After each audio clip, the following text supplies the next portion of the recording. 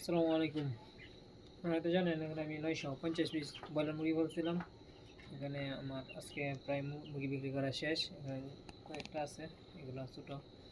আমার 950 পিসের মধ্যে 35 পিস মুরগি মারা গেছিলো আর 915 পিস মুরগি বিক্রি হয়েছে। আমি আজকে আপনাদের হিসাব দিব যে আমার 950 পিস ব্রয়লার মুরগি ফলে কত টাকা খরচ হয়েছে, কত টাকা বিক্রি করলাম।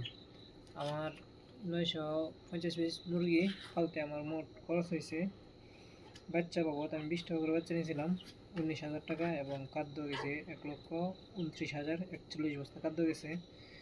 ঔষধ বাবদ গেছে 14,000 টাকা, পেপার, চুন ইত্যাদি 1,000 টাকা, কারেন্ট বিল 4,000 টাকা এবং ভাড়া বাবদ 1,000 এবং টুস গেছে 1900 টাকা। মোট আমার খরচ হয়েছিল 1,70,370 টাকা। এর মধ্যে আমার মুরগি বিক্রি হয়েছে 915 পিস। আমার মুরগি বিক্রি হয়েছে মোট 2,32,500 টাকা। যদি আমার প্রথম বেচে মোটামুটি ভালো একটা লস হয়েছিল, 17,000 টাকা লস হয়েছিল। আমার প্রথম বেচ ছিল, প্রথম অনেক কিছু ভুল ছিল, এই জন্য অনেকগুলো মুরগি মারা গেছিলো। এবার আলহামদুলিল্লাহ মোটামুটি ভালো একটা লাভ হয়েছে। আমাদের দোয়া করবেন, ব্যবসার মধ্যে লাভ লস মিলে এই ব্যবসা। সামনে ইনশাল্লাহ আবার চেষ্টা করবো আরও ভুল ত্রুটি ঠিক করে আরও ভালোভাবে পালন করার জন্য।